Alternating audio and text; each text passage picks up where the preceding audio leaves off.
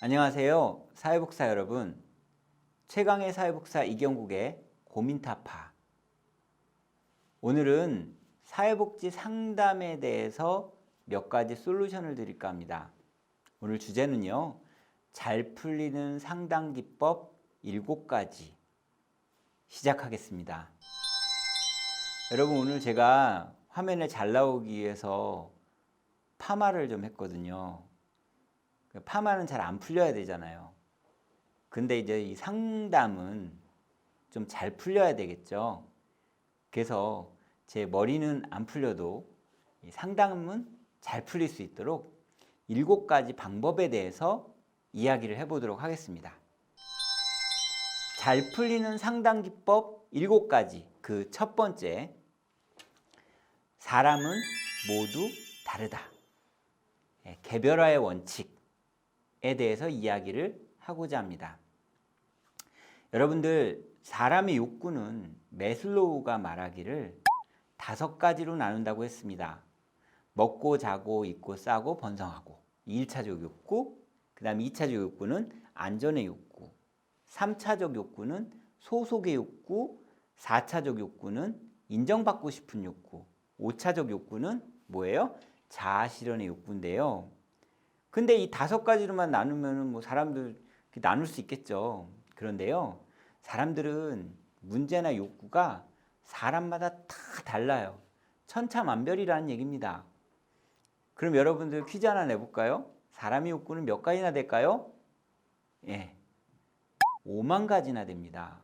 왜 5만 가지예요? 자, 여러분들 어떤 난처한 상황이거나 이 발등에 불이 떨어지는 상황이 생기면 여러분이 뭐라고 그러죠? 내가 지금 5만 가지 생각이 다 들더라고 라고 얘기를 하잖아요. 그러니까 문제나 욕구도 5만 가지, 해결 방법도 5만 가지인 거죠. 여러분들, 사람의 욕구라는 것을 이렇게 단순화시켜 가지고 하게 되면은 실수를 많이 해요. 그러니까 상담을 하다가 보면 이 사람이 이 얘기도 하고 저 얘기도 하고 막 그러잖아요. 근데 그런 얘기에 대해서 어떻게 된다? 이 사람은 이러한 욕구나 문제를 이렇게 바라보고 있구나 라는 생각을 해야지, 왜 이 사람은 이렇게 바라보지? 라고 생각을 하게 되면 상담이 실패하는 겁니다. 그러니까 사람마다 다 욕구나 문제가 다르니까 그것을 인정하고 들어가는 것, 그것이 제일 중요합니다.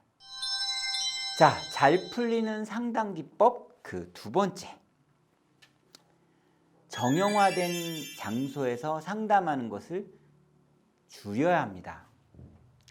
우리가요, 상담 전문가가 아니에요. 사회복사는 상담 전문가가 아니고, 또 상담이라는 건 임상상담이라는 게 있거든요. 이건 또 사회복지 영역에선 살짝 멀어요.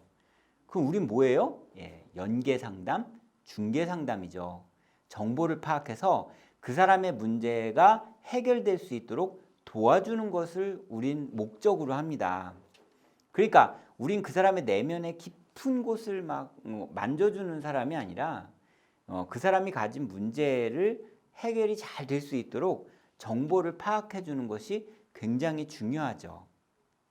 그러니까 정보를 파악하는데 앞에 딱 내담겨 두고 상담하고 폐쇄된 장소에서 얘기하면은 클라이언트도 우리한테 말하기 싫을 거예요.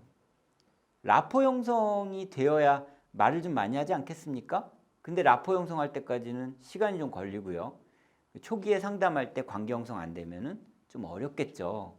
그러니까 우리는 정형화된 상담보다는 굉장히 자유로운 상태에서의 상담이 더 유익합니다.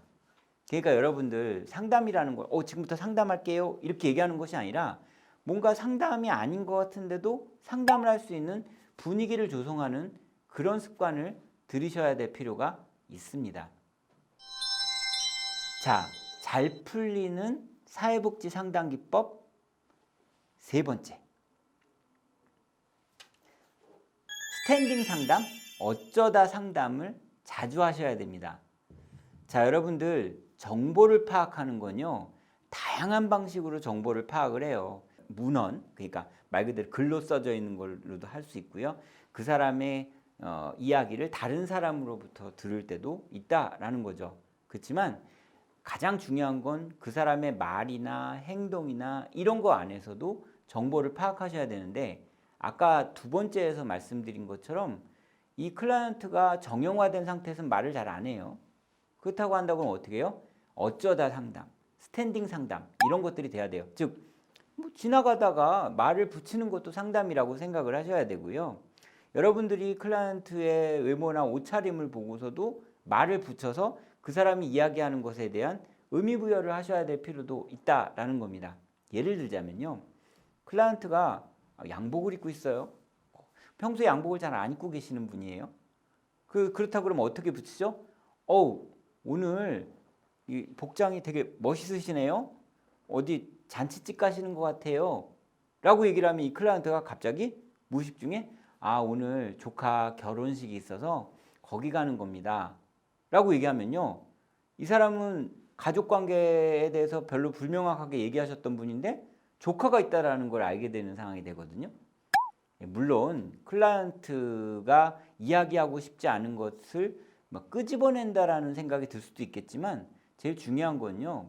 클라이언트와 다양한 접촉을 통해서 다양한 의견을 제시할 수 있게끔 만들어 놓는 것도 아주 좋은 방법이라고 생각을 하시면 좋을 것 같습니다. 이해하시겠죠? 잘 풀리는 상담 기법 네 번째. 믿지는 말되 받아들이기는 하라. 수용에 대해서 이야기를 해볼까요? 여러분들 클라이언트의 이야기는 믿으셔야 됩니까? 믿지 않으셔야 됩니까? 믿어야죠. 클라이언트하고 신뢰라는 게 있어야 하지 않겠습니까? 라고 얘기하지만 사실은 클라이언트하고 라포 형성이 명확하게 되지 않았다고 판단이 되면 클라이언트의 말은 믿지 않는 것이 원칙입니다. 왜냐하면 클라이언트는 수많은 사람하고 상담을 하고 수많은 사람에게서 도움을 받았기 때문에 이 어떤 이야기를 하면은 들어줄 것 같고 어떤 이야기를 하면 안 들어줄 것 같고 하는 일종의 견적이 서 있어요. 물론 클라이언트를 나쁘게 보는 게 아니에요. 사람은 다 유리한 쪽으로 이야기하기 마련이기 때문입니다. 그렇기 때문에 클라이언트가 이야기하는 걸 그냥 이야기하는 족족 믿으시면 안 된다라는 얘기를 하는 거지 클라이언트를 불신하라는 얘기를 하는 게 아니라는 걸 알아두시고요. 그렇다고 한다면 어떻게 한다? 받아들이시면 되는 겁니다. 그 클라이언트가 그렇게 이야기를 했다라고 받아들이시면 되는 거예요. 그 사람이 그렇게 얘기했다고 해서 뭐 그런 얘기를 해요. 말도 안 되는 얘기하지 마세요. 뭐 이러면서 비판도 하고 판단도 하고 막 이러시는 것이 아니라 그 사람이 그렇게 얘기했다라는 것에 대해서 그냥 받아들이시면 되는 거죠. 콩이라고 얘기했으면 콩이라고 듣고 팥이라고 얘기했으면 팥이라고 들으면 되는 거예요. 그것에 대해서 굳이 내가 비판하고 그럴 필요가 없다라는 얘기입니다. 클라이언트의 말은 믿는 것이 아닙니다. 하지만 클라이언트가 이야기하는 것은 다 받아들이는 것이 굉장히 중요하다라는 거죠. 제가 정신장애 전공인데요. 정신장애인이 어느 날 저랑 상담을 하는데 이렇게 얘기하는 거예요. 선생님, 제가 사실은 지구인이 아니고 우주 안드로메다에서 온 우주인입니다. 여러분들 어떤 생각이 드세요? 황당하다는 생각밖에 안 들겠죠. 그런데 저는 그랬어요. 안드로메다에서 오셨군요. 원로에 고생이 많으셨겠어요. 어떻게 오셨나요? 이렇게 물어봤단 말이죠. 근데 대부분 사람들은 이렇게 얘기를 하겠죠. 당신이 우주인이면 나는 드라마의 우주인 주인공이다. 이렇게 얘기할지도 모릅니다. 그렇지만 그런 것이 아니라 그냥 그 사람이 이야기하는 것을 그대로 받아들여서 그 사람은 우주에서 자신이 왔다고 이야기하였다라고 이야기하면 끝나는 겁니다. 잘 풀리는 사회복지 상담 기법 다섯 번째. 사회복지사가 상담할 때 말을 많이 할 필요는 없습니다. 우리가 상담을 하다가 보면요.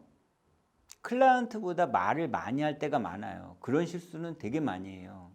근데 상담이라는 건 서로 대화하는 거거든요. 누군가가 일방적으로 얘기하는 게 아닙니다. 그럼에도 불구하고 상담을 하는 사회복지사보다는 내담자, 즉 클라이언트가 더 많은 이야기를 할 수 있도록 분위기를 조성해 주는 것이 굉장히 중요하고요.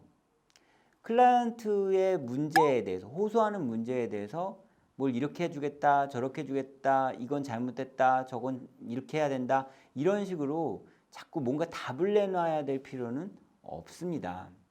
근데 우리가 사명감과 책임감이 엄청 강하거든요. 그러다 보니까 클라이언트가 하는 얘기에 대해서 뭔가를 꼭 해줘야 될 것 같고, 무슨 얘기라도 해서 그 문제를 해결해 줘야 될 것 같다라는 생각을 하게 되거든요.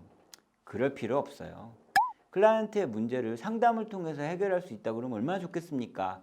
우리는 정보를 파악하는 것이기 때문에 클라이언트가 이야기를 많이 할 수 있도록 도움을 줘야지, 그냥 그것에 대해서 미주알고주알 얘기할 필요가 없다는 거죠.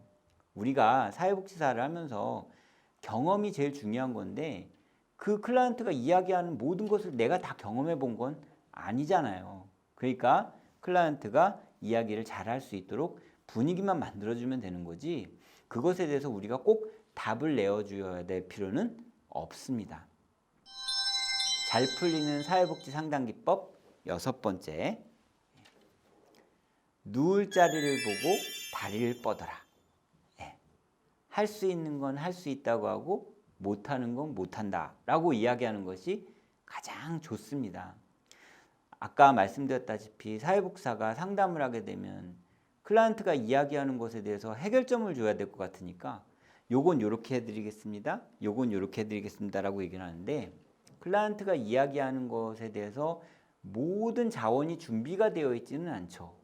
그런데 그냥 뭐 저 사람이 이야기하는 것에 대해서 이렇게 했으면 되겠다, 저렇게 했으면 되겠다, 그냥 바로 판단을 해요. 다시 한번 잊으셨을까 말씀을 드리지만, 상담이라는 건, 사회복지 상담이라는 건 정보를 파악하는 거예요. 그렇기 때문에 해결점을 제시해 주는 것이 아니다라는 말씀을 드리는 겁니다. 자, 그러니까 자원이 있으면은 해결할 수 있겠지만 자원이 없으면 해결을 못 하는 거거든요. 할 수 있는 건 할 수 있다고 하는 거지만 못하는 건 못하는 겁니다. 그게 가장 좋은 객관성이에요. 물론 상담 안에서 뭘 해주겠다, 뭐 못한다 이런 얘기를 많이 하는 건 바람직하지 않습니다만, 만약 클라이언트가 뭔가를 해주기를 원한다고 한다 그러면 할 수 있는 건 할 수 있다라고 얘기를 하지만 못하는 건 못한다라고 얘기하는 것이 가장 바람직한 방법입니다. 잘 풀리는 사회복지 상담 기법 7번째, 전문적 관계의 비밀 이야기를 좀 해보도록 하겠습니다. 여러분들, 사회복지사와 클라이언트는 객관적 관계를 유지해야 되는데, 이 객관적 관계라는 것을 다른 말로 전문적 관계라고 이야기를 합니다. 사회복지사는요, 전문가예요. 클라이언트가 이 사람이 내 문제를 해결해 주거나 해결을 할 수 있도록 도움을 주는 사람이다라는 걸 믿게 해야 합니다. 그렇다고 한다고 그러면은 상호간에 신뢰가 있어야 되는데, 그 신뢰관계에서 저 사람은 전문가다라는 그걸 믿게 만들어야 되죠. 그걸 우리가 전문 용어로 카리스마라고 하는 겁니다. 그러니까 전문적인 관계는 결국 카리스마를 얘기를 하는 거고요. 또 하나는 뭐다? 그러면은 사회복지사가 클라이언트 위에 있어야 돼요? 아니죠. 그럼 클라이언트 밑에 있어야 됩니까? 아니죠. 제일 중요한 건 서로 같다라는 의미입니다. 동등한 상태에서 관계를 유지하시는 것이 굉장히 중요합니다. 나는 주는 자, 너는 받는 자, 이건 아니다라는 말씀을 드리는 겁니다. 우리가 객관적 관계라는 부분들은 공사 구분이 명확하고, 말 그대로 클라이언트의 문제에 대해서 감정이입을 하지 않는 것, 그리고 클라이언트의 문제를 클라이언트 스스로 바라볼 수 있도록 내가 만들어주는 것, 이런 것들이 중요하다라는 거고, 어떤 일방적인 관계를 유지하는 것을 이야기하는 것이 아니라는 것을 말씀을 드립니다. 자, 이렇게 해서 잘 풀리는 사회복지 상담기법 7가지에 대해서 알아보았습니다. 물론 이 상담기법만 가지고 상담을 하기엔 부족하죠. 그렇지만 짧은 시간 안에 초점만 맞춰서, 요점만 맞춰서 이야기를 하다 보니 가장 중요한 걸 말씀을 드린 겁니다. 우리가 상담을 하면서 적어도 이 7가지에 대해서는 항상 생각하고 상담에 임하시는 것이 좋지 않을까요? 지금까지 잘 풀리는 상담 기법 7가지에 대해서 이야기해 보았습니다. 감사합니다.